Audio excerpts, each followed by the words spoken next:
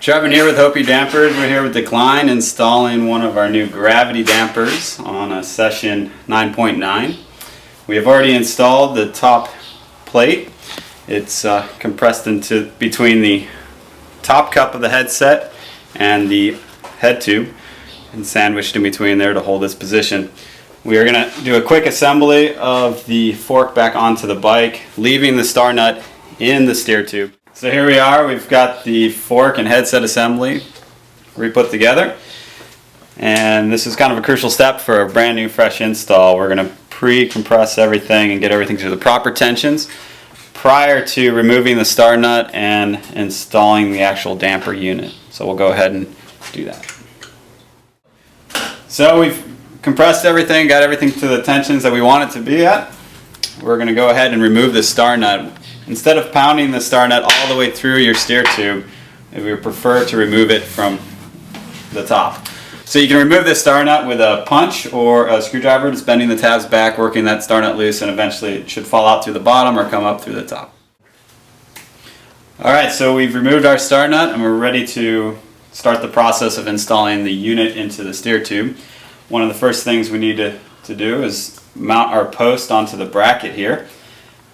What we're shooting for is an insertion point into the damper unit, but not to the point where it actually bottoms out in the inside internally here.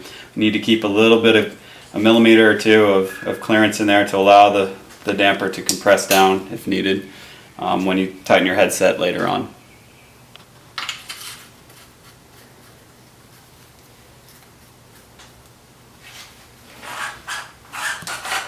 Get a measurement off that, looking at the damper unit to the side here. We'll make our mark and cut our post.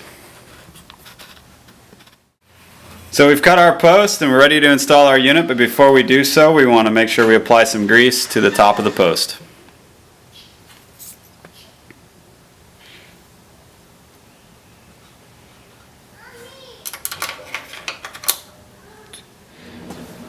So we've installed our unit. We're going to get ready to tension and tighten this thing down into position and orientation. One of the primary things we need to make sure we do when we actually start tightening this down is there's a center alignment dot at the front of the damper. We need to make sure that is in line with the frame and front wheel, so the orientation is 100% in line for the center position of the damper. So we've identified our alignment dot on the damper, and that is oriented straight forward with the frame and where the front wheel would be. We're going to go ahead and take our 12mm socket, insert it through the steer tube on the bottom, and do just an initial tension to kind of secure its position. Once we get it tensioned just a bit, we'll go ahead and loosen up our crown bolts to make sure that everything is compressing as we need it to be. So we've loosened our crown and made sure all the bolts are loose so we can compress our headset as needed. I'm going to go ahead and start to tension this bottom 12mm nut on the damper unit. One thing we want to make sure we're doing is keeping this top bolt loose, or nut loose, so that as I tighten the 12mm nut on the bottom, it's drawing the damper into the steer tube and we're not over tensioning the stack here. So the way we do that is just by keeping this nut finger loose as we tighten. And once you get to the point where you're ready to cinch this thing down, the last eighth to quarter turn, we're actually going to tighten it finger tight and then go ahead and lock her in place. And we are installed.